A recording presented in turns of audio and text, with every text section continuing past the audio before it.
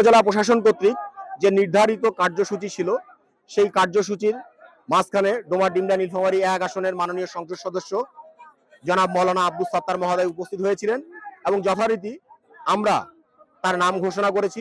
তাকে মঞ্চে আসন গ্রহণ করার জন্য আমরা অনুরোধ করেছি। তিনি বসেছেন। তিনি আমাদের কুচকাওয়াজের অংশ এবং ডিসপ্লে উনি উপভোগ করেছেন।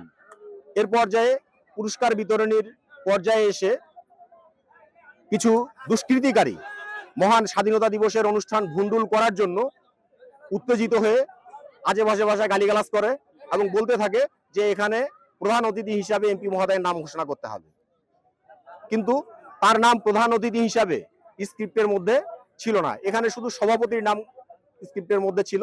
সেই অনুযায়ী আমি আমার অনুষ্ঠান পরিচালনা করেছি। এই নিয়ে তারা ব্যাপক হট্টগোল করার চেষ্টা করে এবং এই অনুষ্ঠান পণ্ড করে দেওয়ার তার চেষ্টা করে। আমরা এর তীব্র নিন্দা এবং প্রতিবাদ জানাই। সুন্দরভাবেই চলছিল। তারপর যিনি উপস্থাপক ছিলেন তিনি দলীয় না হয়ে সরকারের কোনো কর্মকর্তা উপস্থাপনা করলে বেস্ট হতো, তাহলে কোনো দলের পক্ষ থেকে কোনো অভিযোগ উঠতো না। এটি আরেকটু প্রশাসনকে অবশ্যই খেয়াল রাখতে হবে এবং ভবিষ্যতে যাতে আরো সুন্দর করা যায় এই বিষয়টা আপনাদের মাধ্যমে দৃষ্টি আকর্ষণ করা হবে। মহান স্বাধীনতা ও জাতীয় দিবসের যে অনুষ্ঠান, ওখানে সামান্য একটা অপ্রীতিকর ঘটনা ঘটে রাজনৈতিক দুটি দলের মধ্যে।